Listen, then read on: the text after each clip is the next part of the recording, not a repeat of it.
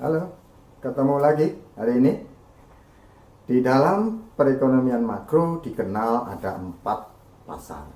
Itu pasar barang, pasar uang, pasar tenaga kerja, dan pasar luar negeri. Analisis kita yang sebelumnya itu hanya melihat di pasar barang. Oleh karenanya, mulai kali ini dalam 3 sesi kita akan mencoba secara lebih komprehensif melihat juga pasar yang lainnya. Ya, nanti akan kita bagi sekali lagi dalam 3 video. Yang pertama, kita akan bicara pasar barang. Silahkan saudara saksikan. Saudara, analisis kita selama ini ternyata cakupannya masih terbatas. Karena apa yang menjadi analisis kita terkait dengan pendapatan nasional, terutama pendapatan nasional keseimbangan, itu hanya mencakup pasar barang saja, gitu. Jadi ketika kita bicara tentang konsumsi, maka itu adalah dalam pengertian konsumsi akan barang dan jasa dari konsumen-konsumen yang ada dalam perekonomian. Ketika kita bicara investasi, itu pun juga berupa investasi barang dan jasa yang dilakukan oleh sektor perusahaan. Dan ketika kita bicara pengeluaran pemerintah, sama yang kita bicarakan juga pengeluaran pemerintah untuk pembelanjaan barang dan jasa. Dan ketika kita bicara ekspor dan impor, itu pun juga terkait dengan aliran barang dan jasa yang masuk dan keluar dalam negeri. Nah, untuk itu, hari ini kita akan memperluas cakupan. Kenapa? Karena ya seperti yang kita tahu di kuliah awal dulu, bahwasanya sebetulnya di makro itu ada 4 pasar. Ya, yang pertama adalah pasar barang, kemudian ada pasar uang, ada pasar tenaga kerja, dan ada pasar luar negeri. Jadi, kalau selama ini kita hanya bicara pasar barang, tentu saja analisis kita kurang lengkap. Oleh karenanya, mari sekarang kita perluas jangkauan dari analisis kita dengan tidak hanya melihat di pasar barang, tetapi juga melihat di pasar yang lainnya. Jadi cakupannya nanti akan menjadi lebih akan lebih luas, menjadi lebih komprehensif. Nah, nanti tentu saja analisisnya akan berbeda analisisnya. Kalau kemarin kita menggunakan analisis yang kita kemarin itu hanya berlaku untuk pasar barang saja. Nah, bagaimana kalau nanti kita memasukkan pasar uang? Bagaimana nanti kalau analisis kita memasukkan juga pasar tenaga kerja? Bagaimana kalau kita perluas lagi cakupannya dengan memasukkan pasar luar negeri? Kita butuh alat analisis yang lain. Nah, untuk langkah yang berikutnya ini, kita akan coba maju dulu selangkah, yaitu dengan coba selain memasukkan analisis pasar barang, kita juga akan meluaskan cakupan dengan juga melihat pasar uang. Nah, analisis semacam itu disebut sebagai analisis ISLM. Analisis ISLM.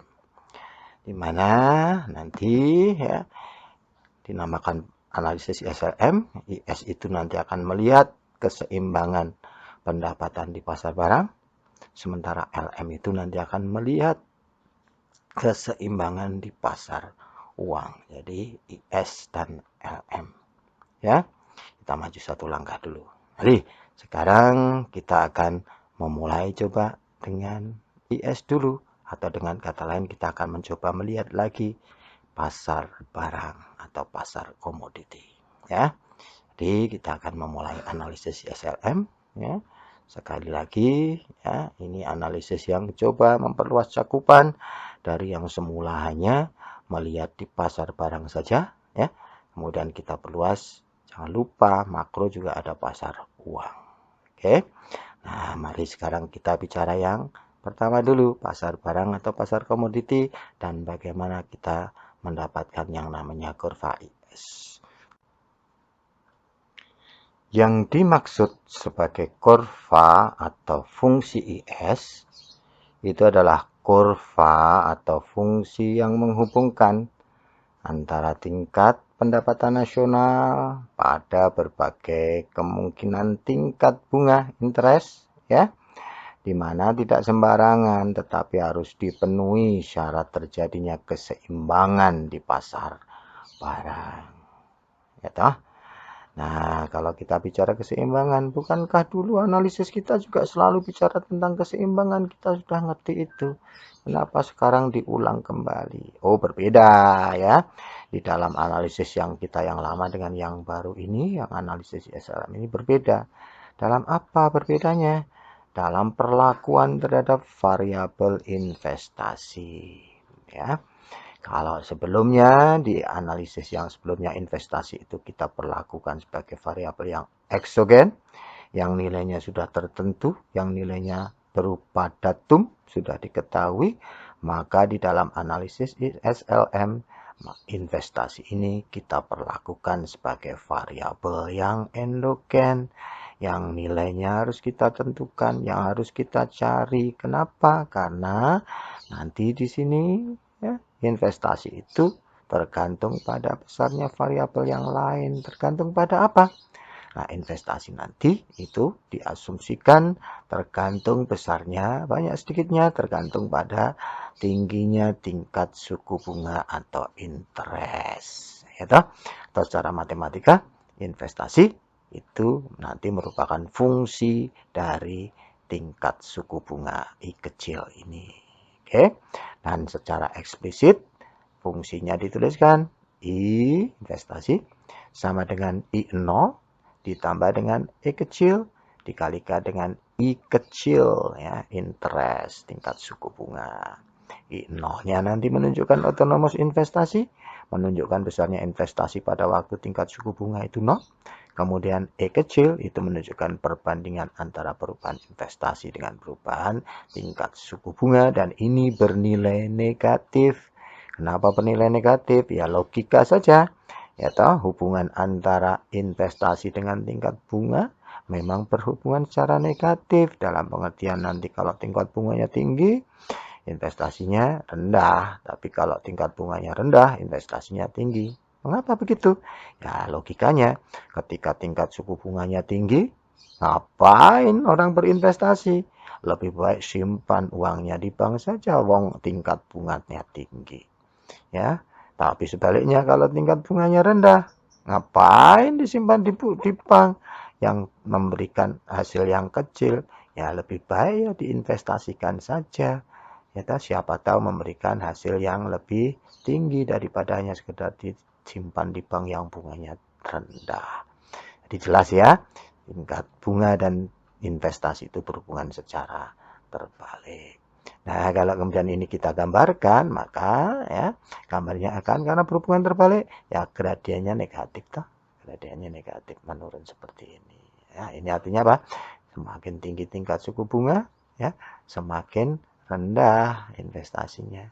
Tetapi semakin rendah tingkat bunga, semakin tinggi juga investasinya.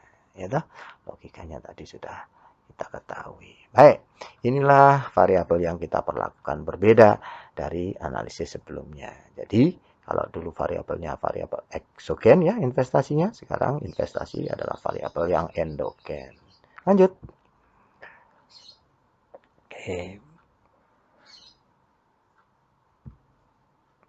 Nah, sekarang bagaimana kita menurunkan fungsi dan kurva IS? Sekali lagi, kurva dan fungsi IS tadi menggambarkan keseimbangan di pasar barang. Nah, pasar barang kemarin kita belajar banyak sekali jenisnya.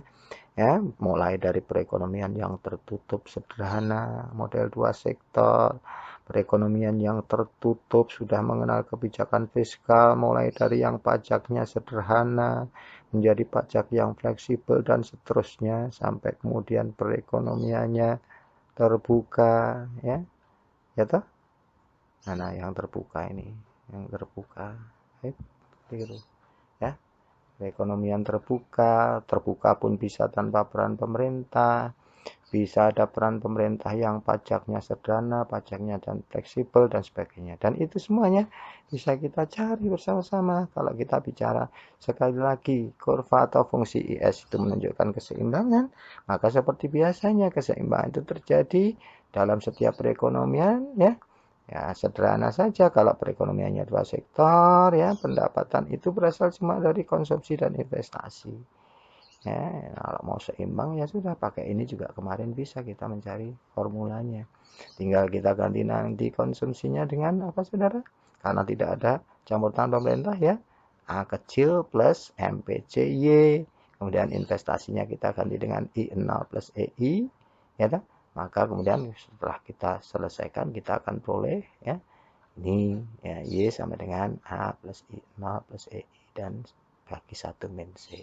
Nanti saudara buktikan lah seperti biasanya lah ya, kalian sudah terbiasa ya. Yang sekarang yang berbeda adalah investasinya sekarang endogen I0 plus EI. Demikian halnya kalau perekonomiannya tertutup, kebijakan fiskal ya, yang pajaknya sederhana, pendapatan itu berasal dari C, I, dan G. C-nya nanti karena ini sudah ada kebijakan fiskal diganti dengan A plus C YD, kemudian YD-nya diganti dengan apa? Y minus TX plus TR, ya, I0-nya diganti dengan I0 plus EI, dan G-nya tetap. Kemudian nanti setelah kita manipulasi seperti kemarin-kemarin itu, kita akan peroleh ini Y sama dengan dan seterusnya. Kalau pajaknya fleksibel, ya tinggal nanti, ya, konsumsinya tadi kan diganti dengan A plus C Y D. YD-nya diganti dengan Y minus TX plus TR, maka TX-nya diganti dulu dengan T kecil plus HY, dan seterusnya nanti kita peroleh ini. Nanti saudara buktikan nih ya, masing-masing ada 1, 2, 3 untuk kegiatan saudara setelah ini. Oke, nah kemudian yang berikutnya ya, kalau perekonomian terbuka tanpa peran pemerintah, berarti C-nya diganti dengan A plus C kecil Y, tidak YD karena tidak ada peran pemerintah. I-nya tadi I0 plus EI, ekspornya, ya ekspornya kan apa eksogen, kemudian impornya M0 plus M kecil Y, dan seterusnya. Saudara ganti sendiri seperti biasanya nanti saudara akan peroleh ini. Tapi kalau ada peran pemerintah, ada kebijakan fiskal, ya tergantung. Kalau pajaknya sederhana, nanti pajaknya cukup TX. Ya, nanti mempengaruhi di konsumsi ini, di YD-nya. Kemudian kalau pajaknya fleksibel, pajaknya menjadi T kecil plus HY, nanti mempengaruhi di YD di konsumsi ini, ya toh. Dan nanti apa YD-nya nanti pajaknya diganti dengan yang fleksibel. Dan seterusnya nanti saudara akan dapat ini. Inilah saudara sekalian, kalau kita mau mencari kurva IS, kita bisa menggunakan boleh dari asalnya, ya tergantung kasusnya, ya. Untuk perekonomian semacam apa, saudara bisa mencari dari asalnya, saudara bisa juga mencari dari rumus yang nanti bisa kita buktikan, ya. Saudara nanti buktikan setelah ini bersama-sama dengan asisten-asisten itu. Oke, nah, kemudian setelah itu kita beri contoh, misalnya ada dari sebuah perekonomian yang saya ambil sederhana dulu, tertutup sederhana, diperoleh datanya seperti ini, konsumsinya ya dah. Ini ingat karena tertutup sederhana tidak ada campur tangan pemerintah, ini Y bukan YD. Ya, kemudian investasinya sekarang endogen seperti ini. Saudara diminta untuk menentukan fungsi dan kurva IS. Ya sudah, saudara boleh memilih misalnya dari asal. Kalau ini perekonomian tertutup sederhana ya C plus I, C-nya tinggal diganti, kemudian I-nya diganti, ketemu. Ya, inilah fungsi IS-nya. Fungsi yang menggambarkan hubungan antara pendapatan dengan tingkat suku bunga dan dijamin keseimbangannya pasar barang terpenuhi. Atau saudara pakai rumusnya yang sudah jadi. Y sama dengan yang tadi saudara buktikan. A plus I0 plus EI dan seterusnya. Ya, tinggal masukkan angka-angkanya sama. Ketemunya juga seperti itu. Nah, kemudian kalau disuruh menggambarkan ya tinggal dibikin tabelnya itu. Kalau Y-nya apa, kalau IS-nya sudah ketemu Y seperti 300 minus 10 I, ya sudah. Tinggal bikin tabelnya saja. I dulu ada Y dulu. Tentu saja I-nya dulu, tingkat bunganya dulu. Kalau 0 ya, dimasukkan di sini. 300 dikurang 10 kalikan 0, maka ketemunya I-nya 300. Kalau nanti misalnya I-nya 10, maka kita ganti di sini dengan 10, maka ketemu Y-nya, dan seterusnya. Maka nanti kita punya pasangan titik, pasangan koordinat, kita pindahkan ke dalam sepasang sumbu silang, maka kita punya titik-titiknya, kita hubungkan, inilah kurva IS-nya. Jadi ini fungsi IS, ini tabel atau schedule-nya IS, dan ini adalah kurva IS. Apa itu? Ini adalah fungsi, tabel, dan kurva yang menggambarkan hubungan antara tingkat bunga dengan pendapatan atau pendapatan dengan tingkat bunga, ya, yang menjamin tercapainya keseimbangan di pasar komoditi atau pasar barang. Itu saudara sekalian, ya, nanti rumus-rumusnya dari saudara buktikan sendiri ya. Nah, dan juga kemudian nanti latihan ini ada beberapa soal latihan yang saudara silahkan nanti kerjakan setelah selesai mengikuti tutorial ini. Begitu saudara ya. Jadi silahkan saja nanti dilanjut bersama teman-teman.